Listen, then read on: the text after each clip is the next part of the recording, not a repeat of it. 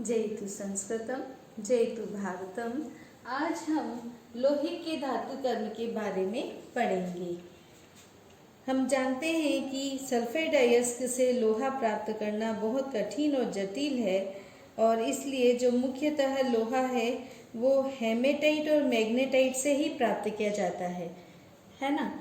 Haematite और magnetite क्या है? इसके ऑक्साइड वाले अयस्क हैं।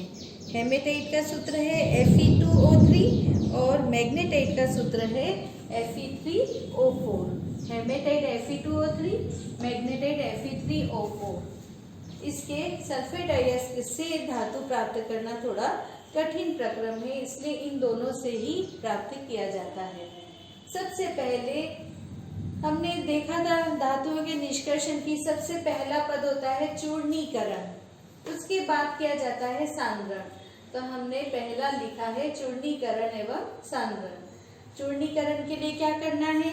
जो अयस्क के टुकड़े हमें लोहे की खानों से प्राप्त होते हैं, मतलब उन चट्टानों को बारूद से जब तोड़ते हैं और वो जो टुकड़े होते हैं उन टुकड़ों को गर्डरों पर रखकर उस पर जल का तीव्र प्रवाह कराया जाता है।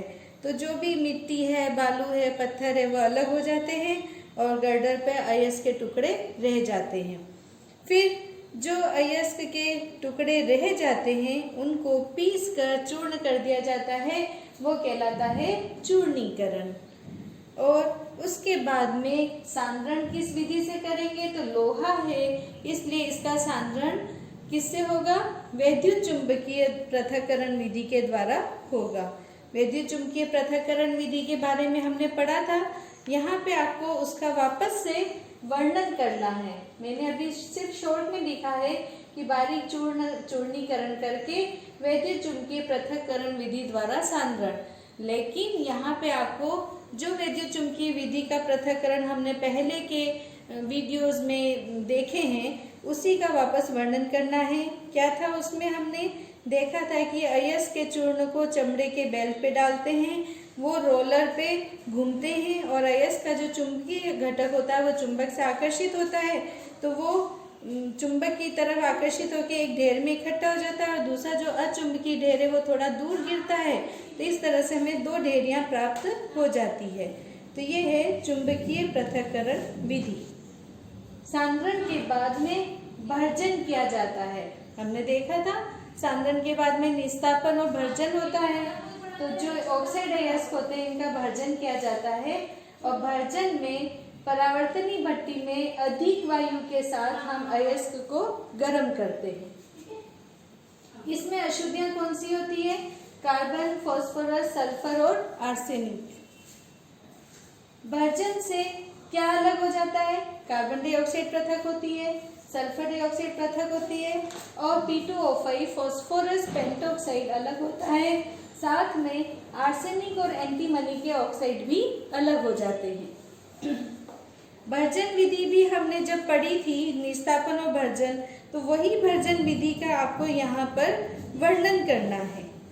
क्या देखा था भर्जन में? हमने देखा था कि वायु की अधिकता में अयस्क को गलनांक से नीचे वाले ताप तक गर्म करते हैं और वो क्रिया भर्जन कहलाती है। भर्जन के फलस्वरूप जो अशुद्धियां है Sp, आर्सेनिक जैसी, ये ऑक्साइड में परिवर्तित हो जाती है। धातु सल्फाइड ऑक्साइड में बदल जाता है, यानी SO2 और CO2 पृथक हो जाते हैं। वो होता है भर्जन। भर्जन के बाद बनेगा क्या? इसके फलस्वरूप बनता है फेरस ऑक्साइड और फेरस ऑक्साइड को और ज्यादा भर्जन करने पर यानी कि और ज्यादा ऑक्सीजन से क्रिया कराने पर वो बन जाता है फेरिक ऑक्साइड। तो भर्जन के फलस्वरूप हमें क्या प्राप्त हो गया है? फेरिक ऑक्साइड प्राप्त हो गया है।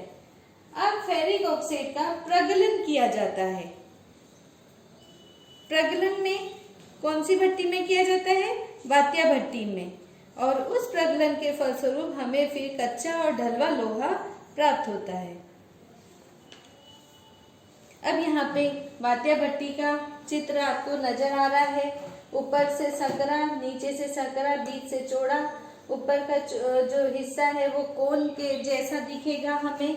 उसमें हमने अयस्क और कोक और चूना पत्थर का मिश्रण डाला है।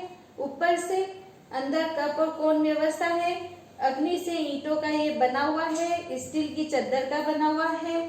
और ये मैंने यहाँ लिखा है कि 80 फीट ऊंची और 20 फीट व्यास की स्टील की चादर और अग्नि से ईंटों से ये बना होता है और जल के जैकेट से घिरा होता है ताकि उसका जो तापमान है वो अनियंत्रित गर्म ना हो।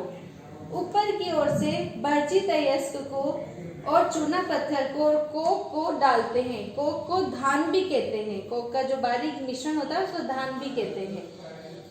इन तीनों को ऊपर की तरफ से डाला। पेंदे में नालियों के द्वारा वायु के झोंके प्रवाहित किए जाते हैं। अब क्या होगा, भट्टी के पेंदे पर पिघला हुआ कच्चा लोहा एकत्र हो जाता है। तल के कुछ ऊपर एक और छिद्र होता है, उसे कीट छिद्र कहते हैं और उससे पिघली हुई धातु के ऊपर तैरता हुआ जो कीट है, गंदगी है, वो बाहर निकाल दी जाती है। ऊपर का भाग था।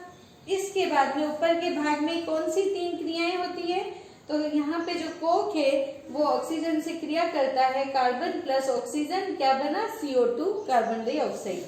कार्बन डाइऑक्साइड प्लस कार्बन बन गया CO कार्बन मोनोऑक्साइड। और Fe2O3 प्लस CO, यहाँ पे जो हमें भर्जन के फलस्वरूप फेरिक ऑक्साइड प्राप्त हुआ था उसे कहते हैं Fe2O3। Fe2O3 CO से क्रिया करेगा तो बन जाएगा Fe प्लस CO2। तो इस तरह से हमें यहाँ पर लोहा प्राप्त हो जाता है जो कि कच्चा लोहा कहलाता है। मध्य भाग में जो भी कैल्शियम ऑक्साइड है, चूना पत्थर जो है वो SiO2 से क्रिया करता है और बना लेता है कैल्शियम सिलिकेट, इसे हम धातुमल भी कहते हैं। भट्टी का नीचा का भाग जो है वहां पर 1473 डिग्री केल्विन ताप पर जो लोहा है वो कोक के संपर्क में आते ही गल जाता है। यहाँ पे ये गर्म होता जा रहा है। यहाँ पे स्पंजी लोहा बना था, फिर इस जगह पे लोहे का विगलन होना शुरू हुआ, यानी लोहा पिघलना शुरू हुआ, तो ये संपर्क में आते ही गलता है और ये कच्चा लोहा कहलाता है। इस कच्चे लोहे को हम ढलवा लोहा भी कहते हैं। तो वात्य भट्टी का जो आप चित्र इस तरह से बनाओगे, ऊपर 700 डिग्री केल्विन टेम्परेचर है, फिर 875, 1070, 1270, 1570 मैक्सिमम रहता है। यहाँ पे 1070 डिग्री केल्विन पे धातुमल बनता है। गैसें जो उत्सर्जित होती है वो यहाँ से निकाल दी जाती है और लोहे का विगलन यहाँ पे शुरू हो जाता है और यहाँ पे जो क्रिया होती है FeO प्लस C बन जाता है Fe प्लस CO। नीचे धातुमल इकट्ठा हो रहा है। यहाँ पे 1270 डिग्री केल्विन पे जो लोहा पिघला था वो यहाँ से बाहर निकाल दिया जाता है। इसके ऊपर एक छिद्र होता है जिसे कीट छिद्र कहते हैं, उससे ये धातुमल बाहर निकाल दिया जाता है। तो जब भी वात्य भट्टी के चित्र का वर्णन करने का आए, ये वाला चित्र बनाना है और हमें ये शॉर्ट वर्णन लिखना है।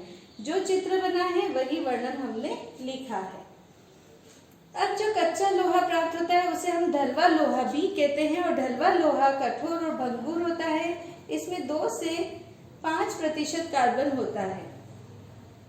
इस ढलवा लोहा को परावर्तनी भट्टी में गर्म करते हैं तो हमें पीटवा लोहा प्राप्त होता है और पीटवा लोहा में कार्बन 0.2 से 0.5% होता है।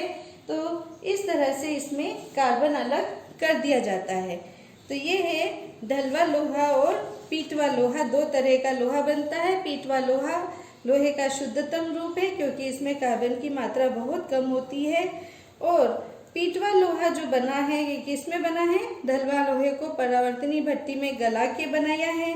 भट्टी में हेमेटाइट का अस्तर लगा हुआ है और उसके अंदर ऑक्सीकरण होता है। वही कार्बन डाइऑक्साइड और सल्फर डाइऑक्साइड गैसें अलग हो जाती है। जो फॉस्फोरस सिलिका है वो धातुमल यानी कीट में बदल दिए जाते हैं और अलग कर दिए जाते हैं। तो अशुद्धियाँ जब अलग हो जाती है तो लोहे का गलनांक बढ़ जाता है और भट्टी का जो द्रव है वो गाढ़ा होकर पेस्ट बन जाता है।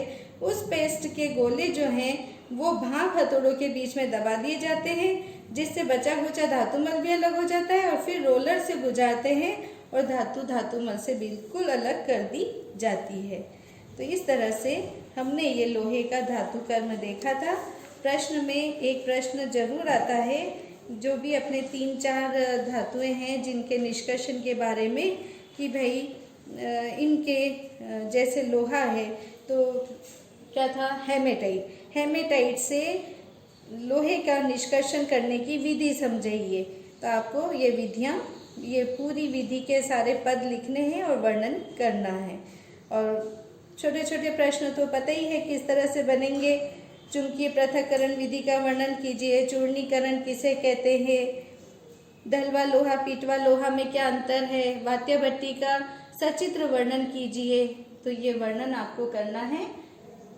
आशा है समझ में आया होगा। धन्यवाद।